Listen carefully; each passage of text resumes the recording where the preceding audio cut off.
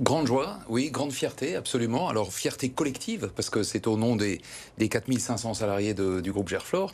Et c'est une joie, quelque part, répétée tous les 4 ans depuis Montréal 1976. Donc, c'est pas absolument une première. Par contre, c'est une première que nous sommes supporters officiels. Et c'est les premiers JO en France, en tout cas. Et c'est les premiers JO en France avec Gerflor, puisqu'en 1924, Gerflor n'existait pas. Alors, en effet.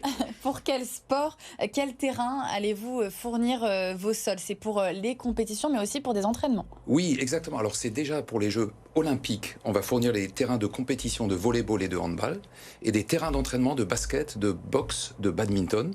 Et ensuite, il y a les Paralympiques, pour lesquels on fournit également des terrains pour le volley assis, pour le basket fauteuil, le rugby fauteuil, et enfin 2 sports qui sont uniquement paralympiques, qui sont la boccia et le goalball. Est-ce que, donc, on en a un petit peu parlé, mais vous avez l'habitude de ces événements internationaux avec les JO? Oui, alors, oui, comme je le disais, on a fait des JO. Les derniers étaient à Tokyo. On les a livrés également sur certains sports. Alors, sur moins de sports qu'à Paris. Mais on a l'habitude, et en même temps, c'est à chaque fois différent, c'est à chaque fois nouveau, et c'est à chaque fois remis en cause. Donc, ça n'est jamais acquis.